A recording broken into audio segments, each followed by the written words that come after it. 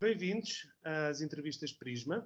Recolher diferentes perspectivas de especialistas de diversas áreas do conhecimento e ouvir experiências de vida que nos possam ajudar a compreender e a navegar os tempos em que vivemos.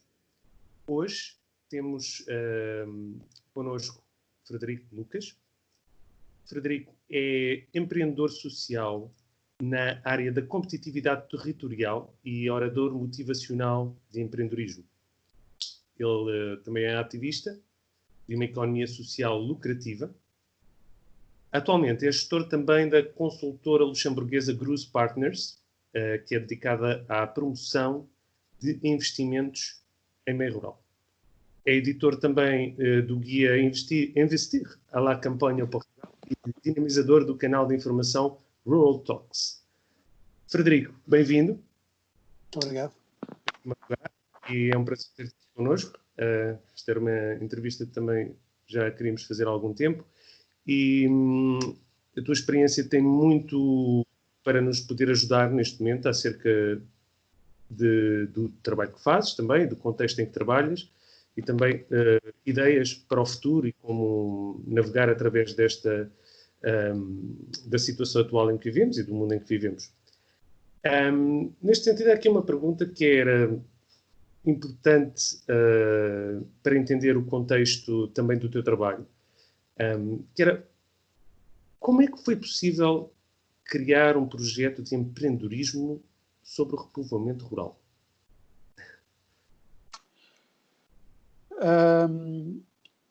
Na prática, quando nós criámos este projeto, nós nem sequer sabíamos o que era o empreendedorismo social. Portanto, conhecíamos o empreendedorismo comercial, mas para nós, de alguma forma, isto fazia sentido, não é? Portanto, estamos a recuar ao ano de 2005, em que nós tínhamos o setor não lucrativo e tínhamos o empreendedorismo comercial, portanto, focado no lucro e na rentabilidade de capitais. Portanto, portanto, na altura, nós percebemos que aquilo que era necessário era portanto, uma ação, se quiseres, uma ação cívica, mas que para nós fazia sentido que fosse lucrativa. Claro, portanto, juntar a ideia de talvez um negócio social, digamos. Negócio social, sim, mas na altura não sabíamos que existia. Pois. Portanto, viemos a saber mais tarde e depois viemos a ser alunos desse setor, mas quando nós começámos um projeto de empreendedorismo social, nós não sabíamos o que era empreendedorismo social. Conhecíamos meia dúzia de malucos, como o Manuel Forjás, como o Diogo Vasconcelos, que falavam um bocadinho sobre isso, inovação social, empreendedorismo, mas empreendedorismo social puro e duro ainda era um termo que estava a nascer. Exato, e portanto a ideia aqui de juntar, digamos, o impacto social também... Com a rentabilidade de capitais, sim. A rentabilidade de capitais, que é uma ideia também muito inovadora, digamos, porque é algo em que não há muito... Ou concordas? Não sei se concordas com isto ou não. Concordo, mas acho estranho, porque no fundo é uma ideia simples, não é? Que é, todos nós precisamos melhorar o meio em que vivemos, os ecossistemas, precisamos de os ajudar e de participar no seu crescimento e no seu desenvolvimento. E todos nós, para pagarmos contas de supermercado, precisamos de ter a remuneração. Portanto, isto é, para nós sempre fez uma certa confusão mas isto é um projeto de voluntariado, é um projeto puro e duro de empreendedorismo. Portanto, nós achamos que é possível participar e contribuir para o repovoamento e para nós não nos faz confusão que esse projeto permitisse uma rentabilidade sobre a nossa atividade e uma rentabilidade sobre lucros, porque se os hospitais privados funcionam e, portanto, têm uma função social que é melhorar a qualidade de vida das pessoas e recuperar pessoas e ganham dinheiro com isso, nós também achamos que não fazia sentido termos uma ação que também não tivesse uma perspectiva de remuneração. Claro, e faz todo o sentido. Como é que identificaram especificamente a necessidade de haver um projeto como este, na área do repovoamento rural? Algo em que ninguém ainda tinha pensado na altura. Isto em 2008? Sim, 2005. 2005, desculpa. Nós tornámos público em 2009, mas o projeto nasceu em 2005. Aquilo que nós percebemos foi, quando eu conheci o Alexandriana, foi que nós trabalhávamos todos na área do desenvolvimento rural e todos com perspectivas muito diferentes sobre o desenvolvimento rural. Eu tinha uma perspectiva muito ligada às infraestruturas e maioritariamente infraestruturas de transporte, que é, nós vamos pôr uma autoestrada a passar por ali, ou uma via rápida, e aquilo vai se desenvolver, só porque pusemos lá a autoestrada. O Alexandre vem de uma abordagem líder e, portanto, nós vamos apoiar os negócios locais e, portanto, e com isso, isto vai dinamizar a economia. E a Ana numa lógica de setor social não lucrativo, que é organizações comunitárias que vão melhorar a qualidade de vida das pessoas, e só com isso vai ser possível que haja mais gente a querer viver neste contexto. E quando nós nos demos conta de que, pelo facto de virmos de 3 setores diferentes, que existem 3 perspectivas, 3 estratégias que não casam entre si, que não se sentam à mesma mesa, nós percebemos, nós temos que, no fundo, ter uma visão única e um projeto único, porque senão cada um está a puxar para o seu lado e não é possível acreditar que vai existir efetivamente esse desenvolvimento. Hoje já percebemos que estas 3 perspectivas são poucas para o consenso necessário para o desenvolvimento do interior. Isto é, no fundo, temos uma noção de que foi um upgrade quando nós aparecemos, mas ainda estamos muito longe, como se nota pela estatística, de chegar a uma solução de equilíbrio relativamente ao desenvolvimento do território rural. Sim, então identificaram as assimetrias, identificaram também as oportunidades que haviam, no fundo era isso. Relativamente aliás, quantos empreendedores e famílias é que ajudaram até à data? É assim, sim, temos isso contabilizado. Portanto, até ao momento temos 2.300 famílias com o qual contactámos e que ajudámos a refletirem sobre o seu projeto de migração. Famílias efetivamente ajudadas são menos de 10%, estão na ordem dos 8%, e que foram famílias que migraram para os territórios. Portanto, estão neste momento nas 220. Portanto, famílias que efetivamente migraram. Dessas, 90% ainda estão no território. Portanto, 10% desistiram do processo a meio. Certo. Dada aqui também a ausência de, se calhar, de outros projetos do mesmo tipo em Portugal, pelo menos, lá fora não conheço, também não é propriamente possível aqui definir um benchmark, não é? Vocês estão a ser muito pioneiros nisto e não têm Sim. propriamente... Não, em termos internacionais existem outras soluções. Claramente, em algumas regiões francesas, a taxa de sucesso está acima da nossa, de famílias migradas. Portanto, através da organização GERS. Em Espanha, a Espanha tem trabalhado um segmento ligeiramente diferente, que é pessoas pré-reformadas. Portanto, no fundo, são pessoas que já não vão para um processo migratório numa lógica de ainda irem criar valor a sério. Portanto, vão fazer umas coisas. Portanto, têm outro número, também porque é um país maior, portanto, estão com 1.000 e tal famílias já migradas, mas em termos de criação de valor são capazes de não estar melhor do que Portugal. Mas claramente França tem sido uma lanterna, porque França tem conseguido bons resultados em algumas regiões. Achas que poderá ter a ver também com o poder económico das pessoas nesse país, comparativamente ao nosso? Apesar de nós estarmos no mercado único, o mercado interno conta muito. Quando em França se desenvolvem produtos, não é? Eles têm um mercado de 30, 40 milhões, quer dizer, e isso acaba por viabilizar mais do que em Portugal. Nós temos um mercado muito pequeno e muito pobre. Portanto, quando nós apoiamos projetos que se destinam ao mercado local, a probabilidade de sucesso é muito, muito baixa. Aliás, uma das questões que para nós é óbvia é um dos negócios mais promissores tem a ver com os turismos rurais e com os alojamentos locais, que trabalham sempre para mercados externos. Quer dizer, agora, este ano vão trabalhar para o mercado interno, mas na sua maioria trabalham para mercados externos. São normalmente nórdicos, são espanhóis, são franceses, portanto, ou imigrantes, mas, portanto, estão sempre a trabalhar para o mercado externo muito mais do que para o mercado interno. Ótimo. Relativamente aos projetos que têm tido mais sucesso, também têm identificados quais são, com certeza, não é? E quais seriam aqueles que também desaconselhariam, neste caso? Vamos ver, começando pelos que desaconselhamos. Nós desaconselhamos todos os negócios em que as pessoas não têm competência. Portanto, é muito fácil as pessoas chegarem a um território e dizerem assim: eu sei como é que um negócio destes pode ser muito mais interessante, muito mais lucrativo, muito mais competitivo. E depois a pessoa não tem efetivamente experiência nesse setor.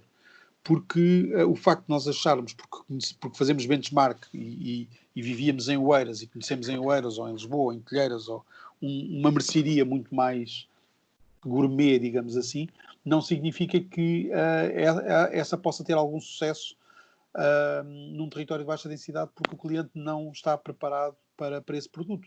E, portanto, muito provavelmente o que vai acontecer é as pessoas não vão aderir. Nós tivemos um negócio muito interessante no Minho, que era um negócio de um Uber, antes da Uber estar em Portugal, mas no fundo era um Uber, portanto, nas aldeias da zona minhota. E a verdade é que as pessoas achavam que, para ser tão barato, aquilo não podia ser um negócio sério, portanto, tinha que ser um negócio muito estranho. Portanto, acabou por fechar. Portanto, porque de facto a comunidade não estava preparada para ter um projeto daqueles, porque ainda por cima aquilo não era bem um Uber, aquilo era um Uber share, não é? Porque aquilo era uma carrinha com 9 lugares e que levava várias pessoas da mesma aldeia, mas que depois ia buscá-las, não tinha um horário, não, era a pedido. Mas a comunidade não estava preparada para ter uma coisa daquelas. Achava que aquilo era um negócio que estava a lavar dinheiro ou pessoas que tinham foragido de algum sítio, porque toda a gente sabia que existiam os táxis ou os autocarros. Uma coisa mista não existia. Então, o que estás basicamente a falar é de algumas dificuldades culturais, digamos, que a migração de projetos pode ter. Sim, resistência à mudança. Resistência à mudança. Porque num mercado como Lisboa, em que há pessoas que são mais pioneiras e que instalam a aplicação da Uber e cá vai disto, num território de baixa densidade são menos pessoas e, portanto, os inovadores também são menos. E, portanto, há menos pessoas disponíveis para participar num produto de consumo que não conhecem. Mas, só voltando um bocado à pergunta inicial. Há algum tipo de projetos... Também não queremos ter aqui... induzir as pessoas em erro a pensar que...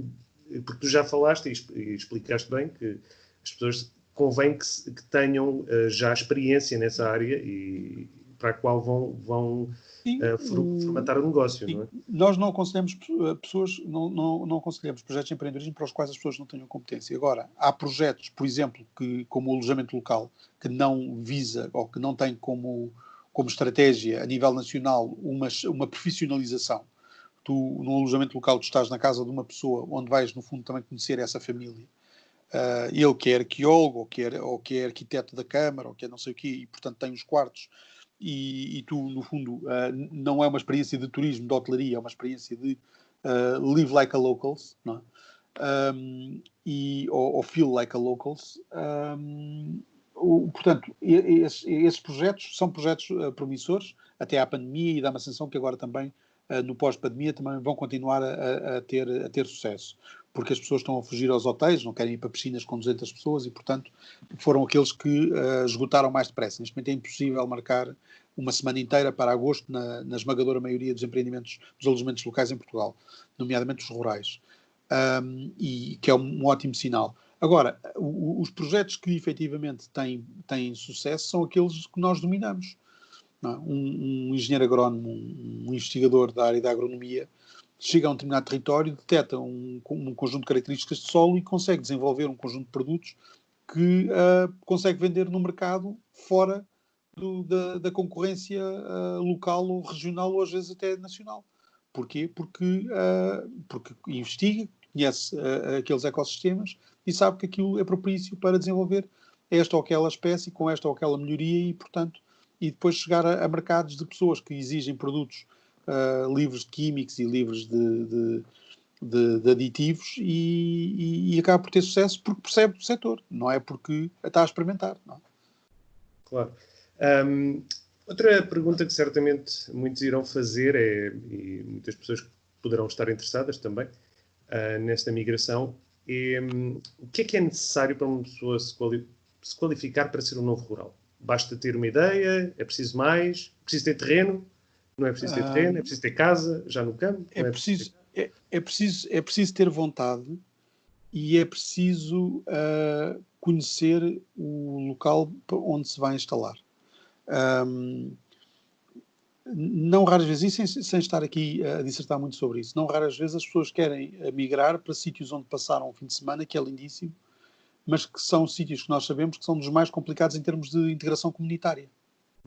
Portanto, para nós, eu diria que o importante é, de facto, existir essa vontade e uma consciência sobre o que se vai fazer. Eu acho que essa é a qualificação.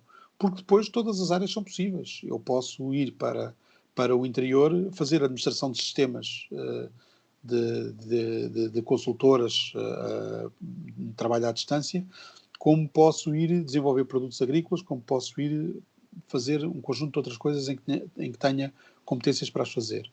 O que nós, efetivamente, não podemos fazer é atirar-nos de cabeça sem saber o que nos espera.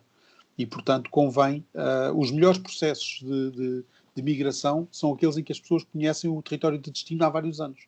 Ou porque passaram lá férias de forma existente e, portanto, foram conhecendo o espaço, ou porque têm família ou amigos nesses territórios. Portanto, eu acho que a qualificação passa muito por conhecer o projeto que pretendem desenvolver. Certo. Há aqui uma questão sobre a qual tu já falaste algumas vezes, que tem a ver também com a existência de muitas pessoas que fizeram essa migração para, digamos, não estarem no mapa. Certo. Para saírem do mapa, não é? Para excluírem. Um projeto de fuga, sim. Projeto de fuga. Qual é a tua opinião sobre isso? As pessoas estão do direito a fazer, estão plenamente do seu direito a fazer, mas em termos económicos, em termos de impacto social, achas que se perde? Vamos ver. Há vários motivos para as pessoas entrarem nesse processo. Normalmente, os perfis que nós conhecemos nessas circunstâncias mais frequentes têm a ver ou com processos de divórcio, de pessoas que simplesmente querem mudar de ares e, portanto, no fundo, um certo retiro, e isso é uma coisa com uma enorme procura na Europa, portanto, e faz sentido, são pessoas que querem estar durante uns meses isoladas para desenvolverem a sua... enfim, o seu crescimento individual, interior, por aí fora. Ou, por outro lado, são refugiados económicos, que são pessoas que, num determinado período, precisam de mudar hábitos de consumo, porque perderam o emprego. Isto, neste momento, infelizmente, é uma situação muito frequente, de pessoas que perderam o emprego na cidade e, portanto, querem ir viver para a casa dos avós, ou o que for, em território rural, e que também estão, obviamente, no seu direito a fazer. Num caso e no outro, são temporários, portanto, são nómadas. Foi um conceito que nós demorámos muito tempo a perceber o seu impacto. Isto é, nós hoje temos um conjunto muito alargado de nómadas, que são pessoas que na prática não são migrantes, não vão da cidade para o campo. Hoje vão para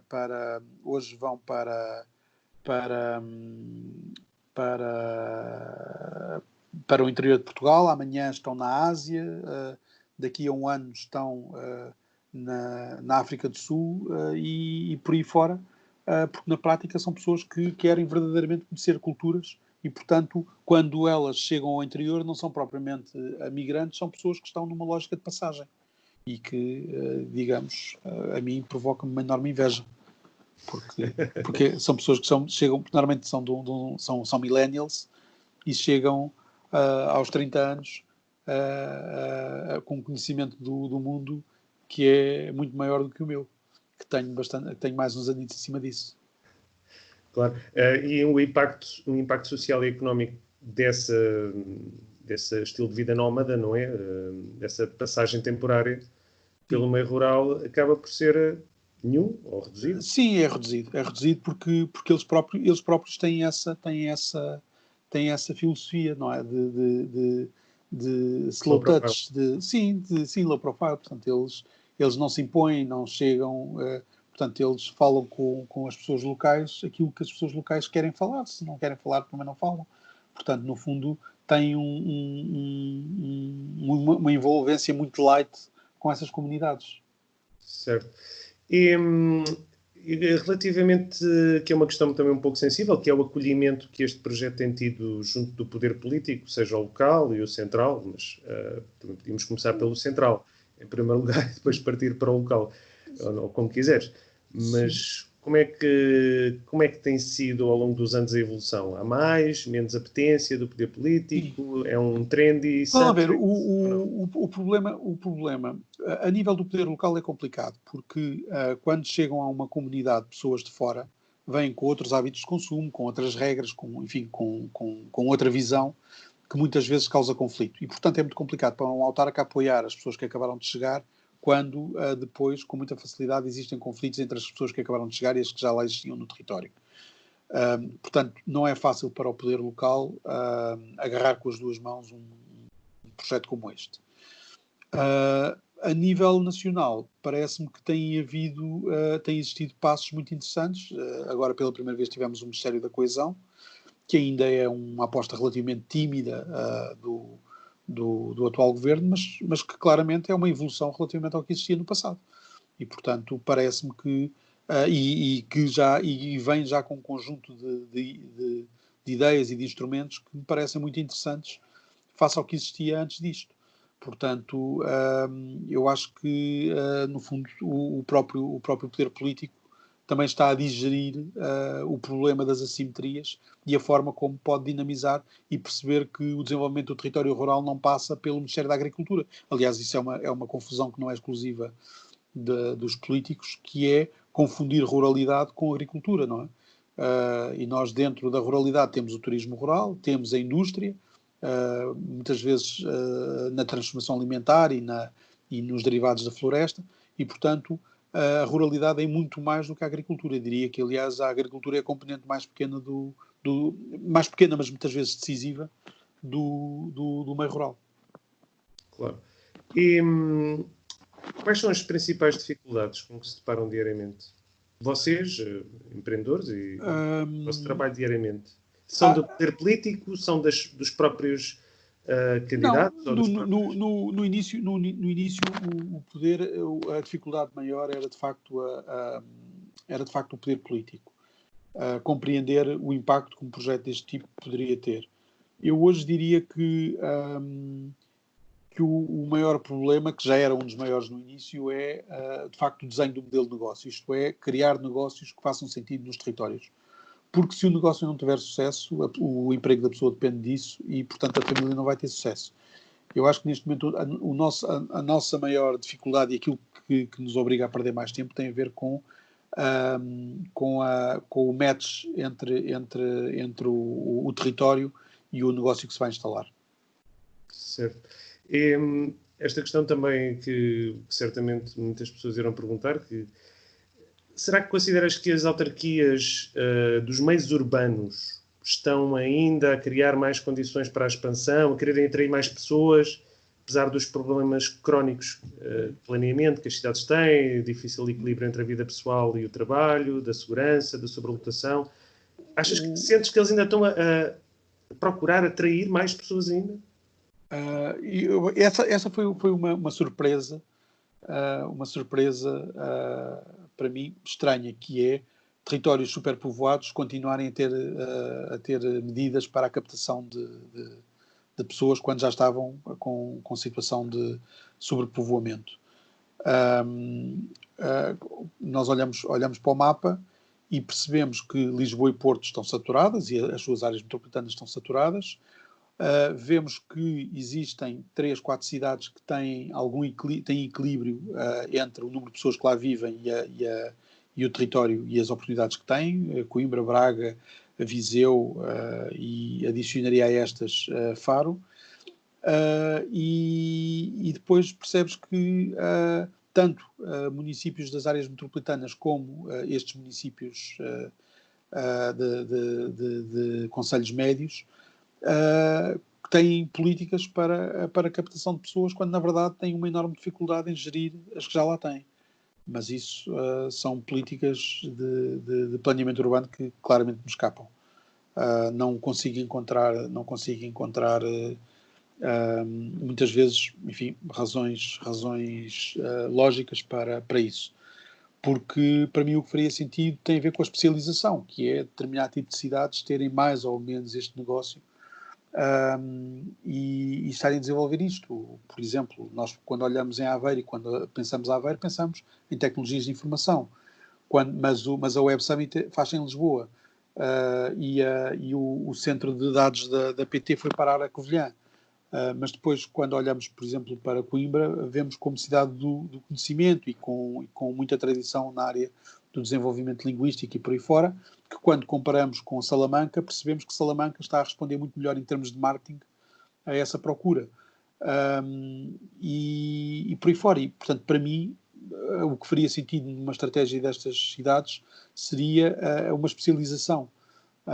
E nem sempre ela é compreendida, por exemplo, a nível do governo, do Poder Central, que tanto apoia a instalação de uma empresa de sistemas de informação em Aveiro, como em Abrantes, e claramente não estão no mesmo ponto de partida e não têm dinâmicas de ecossistema equivalentes, mas isso são opções a nível de... Se calhar faltaria aí alguma coordenação entre o poder local e o poder central, talvez.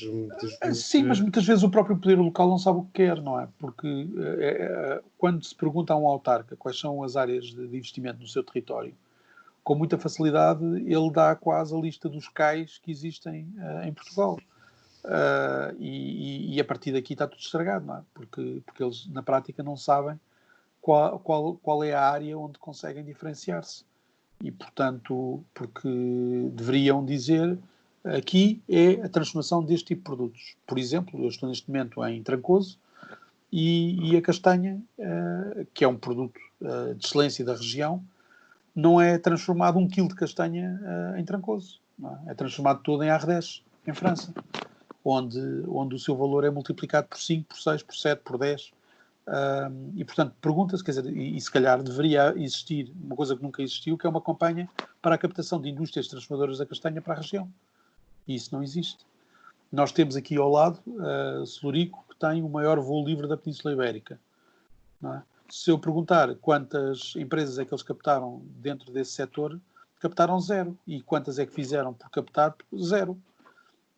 E depois falam de outros setores, porventura, como produção de peças para aviões, que aqui não fazem nenhum sentido, fazem mais sentido em Évora. Mas em Pinhel temos uma fábrica de trens de aterragem a fazer exatamente o quê? Não é? Portanto, é esta descoordenação em termos de território para um país que é pequeno que depois nos condena, porque uma pessoa que trabalha numa empresa que faz trens de aterragem e que fica desempregada, não é? Provavelmente volta a estaca zero porque aquilo que ela sabe fazer não serve a mais ninguém. Claro.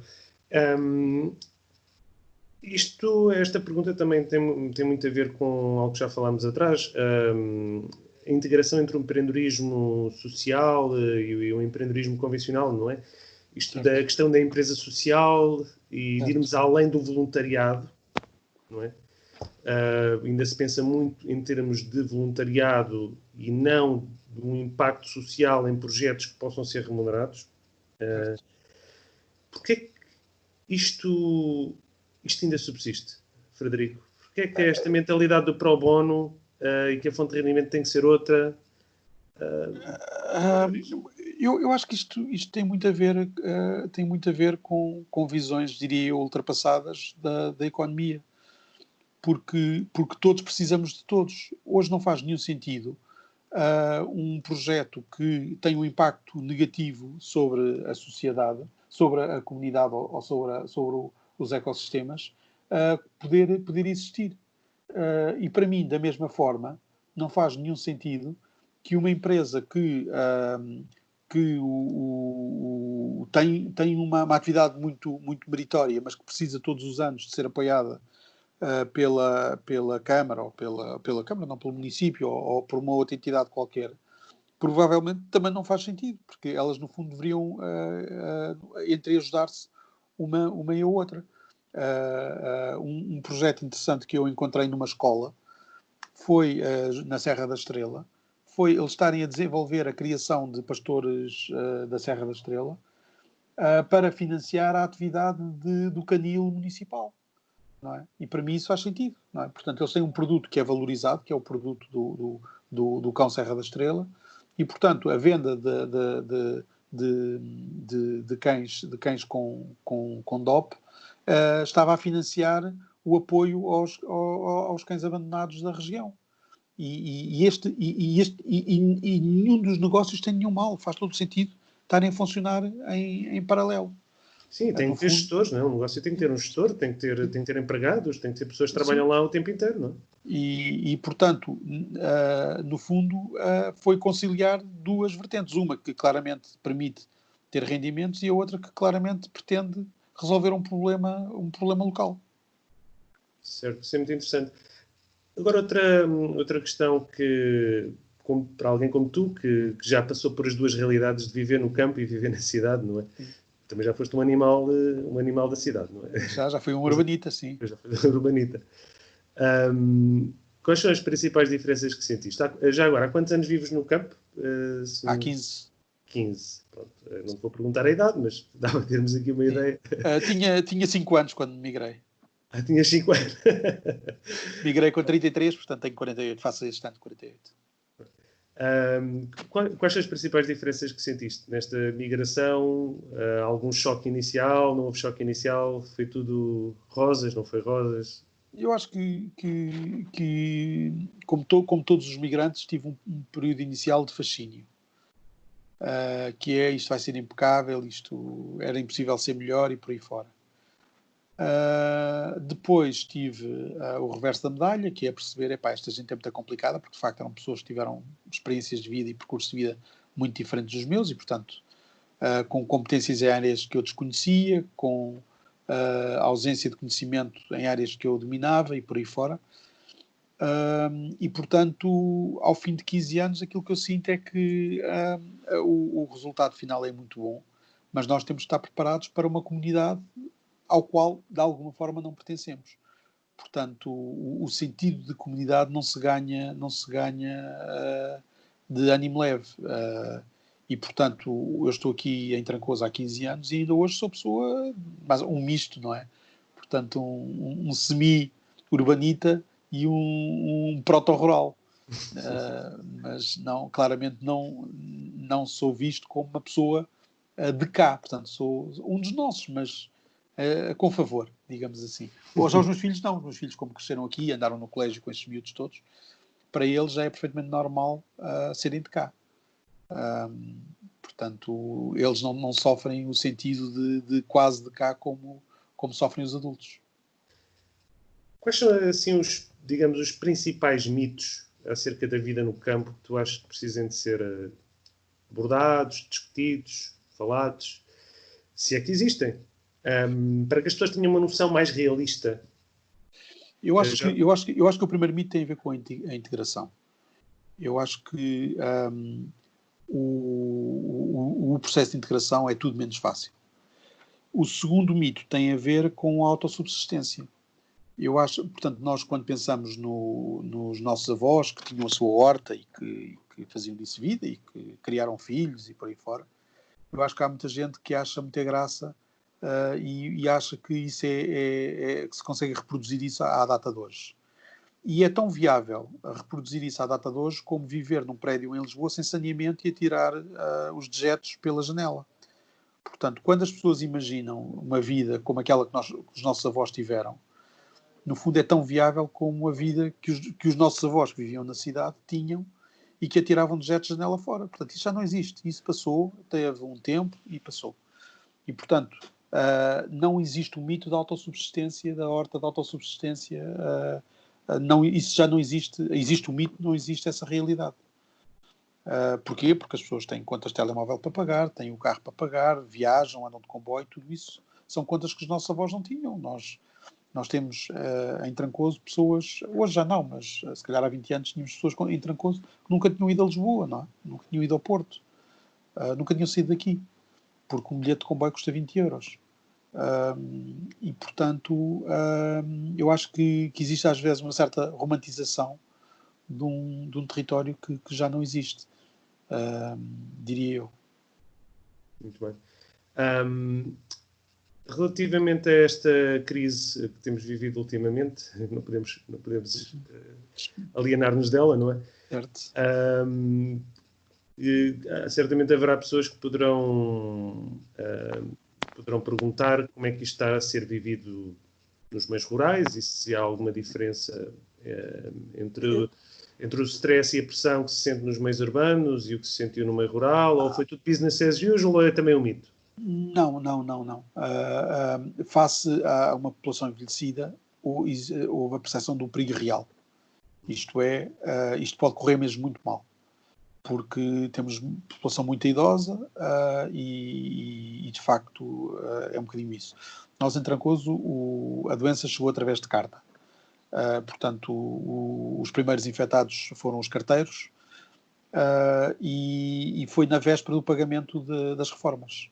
Portanto, isto é, por um pouco, nós não conseguimos contaminar as aldeias todas com Covid. E, portanto, foi um susto que foi grande. Eu diria que efetivamente estamos muito mais protegidos porque temos muito menos casos de contágio, mas se eles acontecerem, temos um problema porque com uma população muito envelhecida isto é uma catástrofe para o território.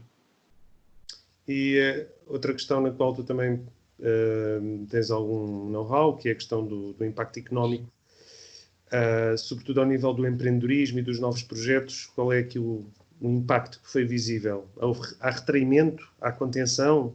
Não, houve um momento em que achámos que isto iria ser mesmo o fim de muitos negócios, e vai ser, porque tudo o que são negócios que estão portanto, estavam com dificuldades antes da pandemia, com a pandemia provavelmente foi a aragem que lhes levou à gripe, ou à pneumonia. Portanto, diria que há um impacto também real a nível de negócios nestes territórios. Portanto, o pouco que existe foi fortemente afetado. Sim, tendo em conta a natureza do vosso trabalho, também podemos afirmar que estão muito em contacto com esta economia real, não é? Com esta economia do fluxo de caixa. Sim. E na generalidade, a situação económica, consideras que a situação económica é mais grave do que aquela que é pintada pelos meios de comunicação? É um pouco mais grave? Está ao nível do que é mostrado, do que é retratado? Sim, acho que é muito mais grave. Acho que é muito mais grave. Mas pode ser uma visão parcial, e fico muito contente em perceber que há outros territórios que estão a reagir muito melhor. Em termos de meio rural, somos capazes de estar a falar de quedas de produção assim à vontade de 80%, e em negócios com muitas dificuldades, e portanto dificilmente conseguirão chegar ao final do ano a faturar 70% do que faturaram o ano passado. Os números oficiais apontam para uma queda, no fundo, no máximo 10%. Eu acho que em meio rural isso vai ser ultrapassado em vários múltiplos. Então o potencial para impacto no meio rural será sempre maior do que no meio urbano? Ou não se pode... No pressuposto de que as expectativas que existem do governo são verídicas e são execuíveis, sim. Se chegarmos ao final do ano com menos 20% do PIB, então não, estamos todos mais ou menos alinhados. Também sabendo que aqui o endividamento do Estado também está em níveis históricos e vai a nossa piorar. Economia vai piorar. A nossa economia também está muito dependente do turismo, sempre foi, tradicionalmente, já há muitos anos. Qual seria aqui a tua visão, a tua estratégia, a tua alternativa, digamos, de estratégia, e quais os setores com maior probabilidade de sucesso neste momento, em termos de investimento? Obviamente isto não é um conselho sobre finanças e sobre investimento pessoal, não é? Não estamos aqui a dar conselhos, mas o que é que... Eu diria que a estratégia é a mesma. Eu acho que não muda com a pandemia, sendo que a pandemia vai trazer muitos teletrabalhadores e, portanto, por isso, também a possibilidade de muitas pessoas poderem migrar para estes territórios. Agora, eu diria que, tal como já dizia antes da pandemia, que sermos um território de destino para pessoas que procuram algum recolhimento, para turismo meditativo e espiritual e por aí fora, parece-me que continua a ser uma estratégia bastante válida, mesmo no pós-Covid. Certo. Portugal, um país do retiro. Sim, porque É interessante. nós não somos um país onde nós não temos uma Euro Disney, nós não temos isso. Aquilo que nós temos para oferecer é outras coisas, é um contacto com a natureza, uma reconexão com a natureza, uma enorme biodiversidade, portanto é isso que nós temos para vender. E, portanto, devemos vender isso o mais caro possível aos clientes que procuram isso. Não faz sentido tentar vender aquilo que não temos e tentar transformar o território com aquilo que não temos para agradar a um mass market que, porventura, não valoriza esse serviço. Isso achas que seria uma boa estratégia de marketing para o nosso país? Portugal, o país da paz, da tranquilidade? Sim, há projetos nesse sentido. Nós já temos a capital dos móveis, das madeiras, da cortiça, do fiambre e de mais não sei o quê. E também há uma capital da paz. E, portanto, no fundo, aí não estou a ser inovador. Já existem projetos nesse sentido. E eu acho que é um caminho. De facto, nós promovermos como o país da integração e da tolerância e por aí fora. Porque, de facto, creio eu que somos o único país da Europa em que os nacionais tentam falar na língua dos interlocutores, não é? Se eu chegar à Espanha e falar em português, não me vão tentar responder em português, respondem-me em espanhol. Se eu chegar à Itália e falar em português, vão-me responder em italiano e não em português. E nós não, nós respondemos em inglês, respondemos em francês, respondemos em espanhol. Portanto, e isto acho que é uma enorme mais-valia que nós temos e que temos que transformar isto em patacos. Capitalizar a hospitalidade portuguesa. Sim. No fundo. Aqui também nem pensando um pouco na economia real. Se eu fosse o Presidente da Assembleia da República, propunha alterar a bandeira para o arco-íris, não? De facto, nós estamos bem com tudo. Isso poderia ser, pronto, poderia ter várias propostas para além dessa, mas pensando aqui na economia real e naquilo que poderia estar a ser feito e não está a ser feito pelo poder político e pelas empresas, mas também pelos cidadãos como nós, o que é que devíamos estar a pensar agora? Se calhar em alinharmos todos primeiro? Eu acho que isso é impossível, porque de facto, como somos um país muito diferente, aliás, ainda esta manhã ouvia um dirigente esportivo que, curiosamente, fiquei com a ideia de que devia ser da família de um outro dirigente político, ambos que eu não consigo escutar, porque de facto há muita intolerância a esse nível. Agora, eu parece-me que... Peço desculpa, esqueci a pergunta. Relativamente àquilo que deveria estar a ser feito pelo poder político, pelas empresas e por nós também, por cidadãos como nós, o que é que podemos alavancar aqui na... Eu acho que nós podemos fazer muita coisa. Eu acho que nós podemos, claramente, e a pandemia veio mostrar-nos que nós podemos consumir muito menos combustíveis do que estávamos a consumir antes da pandemia. Acho que podemos e devemos organizar-nos para ter um contacto muito maior com a natureza. Eu não tenho nenhum prazer em especial de estar e todos os dias ter a possibilidade de fazer um passeio a pé e perceber que há pessoas que estão fechadas dentro de apartamentos. Eu acho que tudo isto são coisas que nós podemos fazer. Não estamos a falar de deslocalizar a cidade para o campo, muito embora seja essa a ambição das cidades do futuro, as cidades verdes, que basicamente querem ser campo, mas eu acho que não é esse o caminho. Eu acho que o caminho é, de facto, as pessoas dosearem mais a sua vida relativamente aos recursos que existem e, portanto, aproveitarem o território que existe. Eu acho que é estatístico que nós temos uma parte muito significativa do território que está subaproveitado e que, se tivesse um dinamismo aproximado àquele que existe nas áreas metropolitanas, o nosso PIB crescia logo assim de repente 40%.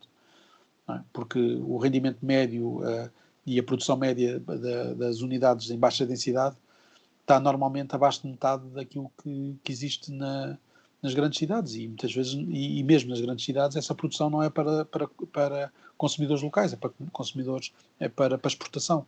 E, portanto, se nós tivéssemos o mesmo dinamismo nas empresas de interior, só aí tínhamos mais 40% do PIB. Eu acho que nós devíamos estar focados nisso e não em tentar perceber como é que vamos voltar a uma economia que sempre foi, digamos, vergonhosa num contexto europeu. Certo. E pegando aqui num exemplo de outros países, achas que uma agência de planeamento central, onde estariam representados todos os setores da sociedade, seria uma coisa que teria pernas para andar? Seria possível sequer em Portugal? Seria útil? Eu sou a favor de da criação de todos os organismos que tenham como mérito desativar uma catrafada deles que existem, que era suposto fazerem alguma coisa e não fazem. Por exemplo, eu sou um defensor da regionalização convicto, porque acho que a regionalização ia permitir desativar um conjunto enorme de municípios. Não é? Nós termos uma região do Algarve e acabávamos com os 40 ou 50 municípios que existem no Algarve, ou os 30. Acho que tudo o que seja criar organismos que exijam um consenso entre os vários atores e que permitam desativar um conjunto de umas dezenas, umas centenas de organismos que basicamente não conseguem responder àquilo que são os seus desafios. Acho que isso é... Se nós tivermos uma agência que acabe com 30 ou 40 institutos e mais não sei o que, isso é perfeito. Ótimo. E acreditas que é necessário neste momento uma mudança completa de paradigma? Qual é a tua visão para o nosso país? Vamos imaginar Portugal daqui a 15 anos. Sim, Qual é a tua visão? Eu acho que é exatamente aquilo que já disse. Eu acho que é funcionarmos como um país de acolhimento, muitas vezes até ligado associado ao retiro, de pessoas que procuram outro tipo de experiências. Temos um bom clima, temos uma enorme tolerância cultural e, portanto, acho que nós podemos ser um país muito importante a nível europeu de acolhimento de diferentes culturas e no fundo até de alguma integração de diferentes culturas, mais até do que aquelas que nós conseguimos integrar em termos nacionais. Nós estamos muito mais disponíveis para receber culturas diferentes do que aquelas que nós já conhecemos. Há uma disputa muito maior entre o Norte e o Sul, ou entre o Norte e o Centro, mas entre o Norte e o Sul há uma disputa muito maior do que aquela que nós temos quando recebemos pessoas que vêm de outras geografias, sejam elas europeias ou não. Muito obrigado, Frederico. Também gostaríamos aqui de falar um pouco do vosso site, que é o site do Novos Povoadores, novospovoadores.pt, correto? Sim. Onde as pessoas poderão ficar a saber mais sobre o vosso projeto. Também poderão candidatar-se aos vossos serviços.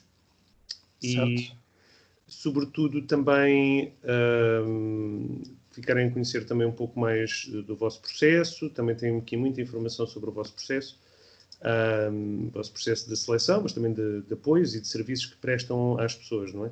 E, sobretudo, este conhecimento que é impagável quase, não é? Que é o conhecimento de quem está há muitos anos nisto e tem um profundo conhecimento do meio rural e das autarquias, do poder político, da cultura, do meio em si, da cultura, em diferentes zonas do país, e isto certamente poderá ser muito útil antes de alguém querer tomar alguma decisão ou de ponderar, tomar esta decisão e certamente fazer melhores escolhas. Sim. Frederico, muito obrigado mais uma vez. Obrigado eu. Agradeço. Eu é que agradeço o interesse que tiveram em falar comigo. E certamente poderemos voltar a repetir estas entrevistas no futuro sobre outros temas.